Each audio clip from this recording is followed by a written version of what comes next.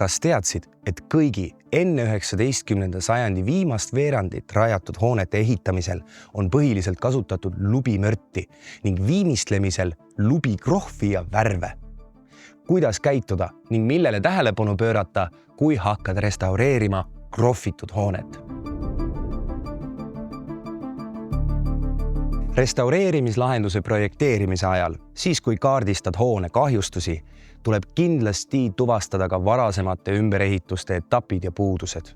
Näiteks võivad olla seinad üles ehitatud erinevaid materjale kombineerides. Kunagised ukseavad võivad olla kinni ehitatud ning krohvitud pindadel võib olla vanemaid ja uuemal ajal parandatud kohti. Ehitusaegne ehk algupärane krohv on alati väärtuslik viimistluskiht. Lahtist või murenenud krohvi paraku säilitada ei saa ja hilisemad tsementkrohviga tehtud parandused ei ole sobilikud ning tuleb üldjuhul eemaldada. Parandused tuleb teha krohviga, mille koostis on sarnane olemasolevale, et tagada ühtlane ja püsiv tulemus. Samuti tuleb nii käituda, kui algupärane krohv on kehvas seisukorras. Sealhulgas on oluline restaureerida ka fassaadidekoor, et taastada hoone ajalooline ilme.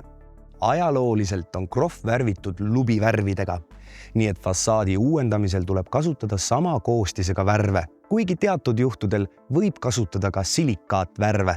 Sellekohane otsus tehakse koostöös Muinsuskaitseametiga.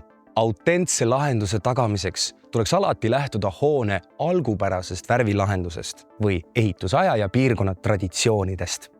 Võimalusel mõlemast. Keerukas on olukord siis, kui pead krohvilt eemaldama sobimatut värvi, sest see võib olla põhjustanud krohvikihi murenemist ehk külmakahjustust. Soovituslik on sobimatut värvi eemaldada käsitsi kraapides ja harjates. Freesides on võimalik aluspinnale tugevalt kinnituvaid värvikihte hõlpsamini eemaldada. Mõnikord on hädavajalik kasutada keemilisi värvieemaldusvahendeid.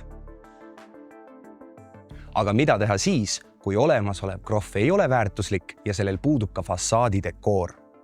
Sellisel juhul võib olla soojapidavuse parandamiseks lubatud ka fassaadi välispidine lisasoojustamine kaasaegsete soojustusmaterjalidega. Kui hoonel on arhitektuurselt keerukas ja rohkete detailidega välisilme, siis välisseinte lisasoojustamine üldjuhul kahjuks võimalik pole ja hoone energiatõhususe suurendamiseks tuleb kasutada teisi lahendusi.